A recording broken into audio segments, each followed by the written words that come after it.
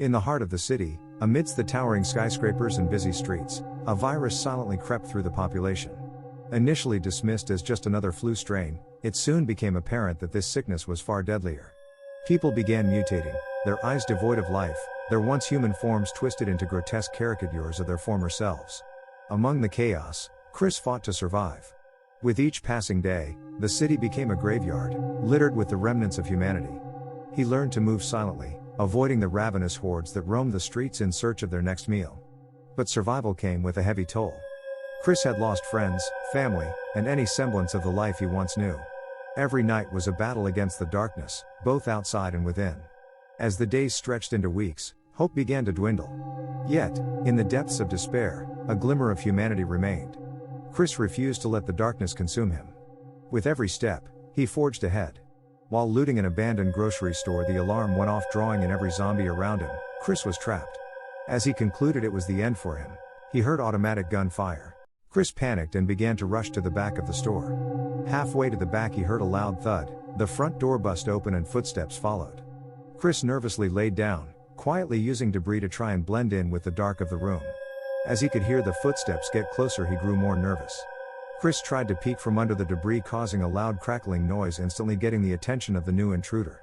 By the time Chris could get on his feet, he was face to barrel with a M416. "Are you friendly?" she asked. As she stood there without a lick of emotion on her face, Chris replied, "Yes, but I should be asking you that question." She said, "My name's Emma. What's your name?" "I'm Chris. Were you following me?" In an aggressive manner she said, "Yes, I was. For the last 20 minutes I've been trying to figure out if you were one of them or not." Looking confused, he said, "One of them? What, you mean a zombie?" "No," she said. "A group of people ambushed me and my sister about an hour up the road. By the time I turned to get an eye on them, I was knocked unconscious and woke up to my sister missing. I believe they took her." "I'm so sorry to hear that," Chris replied. "I lost my whole family when the virus hit, so I can understand your pain." Emma replies, "Well, if you can relate so much, will you help me find her? Since I kind of saved your life." Chris paused and agreed to help, at least for the next day, as he has his own path to take. Emma thanked him and says, "I believe they are here in this town. It's the closest place from where it all happened." It was a very small town, maybe 1,000 residents. So as night falls, the moon sets in full with the orange glow. They go from building to building, creeping in and out, ready to attack or counter if needed. While searching a gas station, they heard horrific screams of a woman come from a nearby house. Emma and Chris instantly stopped and looked at each other. "Hurry up," says Emma. Exiting the gas station, they head towards the screams, which led them to an old castle-style house with a bunch of trees and bushes in front of it. They go to a side window, but it's too dark to see anything. Another scream sounds off. Emma runs to the back of the house and breaks in through the basement door. With all the noise, a few zombies followed behind, so they rushed and barricaded the door between the first floor and the basement door from inside the house. As they cleared the first floor, a loud bump was heard from upstairs. Once at the top of the staircase, a shadow could be seen in the doorway of a room down the hall. It was like as soon as they noticed it, it disappeared. Chris nods at Emma, who seemed to be panicking internally. They walked down the hall and got to the doorway with their backs against the wall.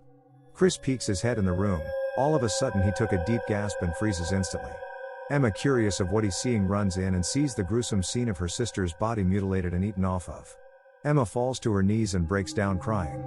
Chris walked over to console her when the shadow reappeared in the corner. Chris and Emma were stunned. Standing 10 feet tall, it stepped forward into the light shining through the window. It had teeth like a shark, eyes that glow red and doesn't seem to blink. Its skin was decaying and peeling, with the growl of a demon. Chris, armed with only a spiked bat, charged and swung at the paranormal entity.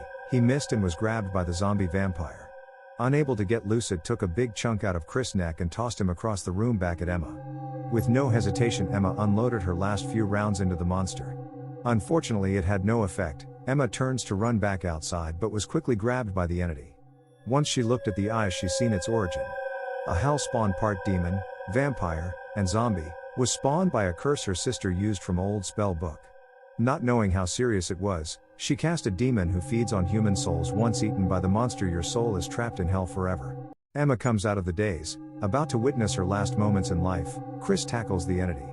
Freeing Emma, she falls to the floor. Chris yells, "Run," as his head is bitten completely off. While Chris is devoured, she makes it out the house and down the street. Emma quickly spots a car with the keys in it. She goes to crank it up, but nothing happened. She gives it 2 more attempts before zombies started coming towards her way. She got out the car and ran for the woods. As soon as she ran deep into the dark, all she could see was those red eyes in front of her. She took a deep breath and was eaten alive.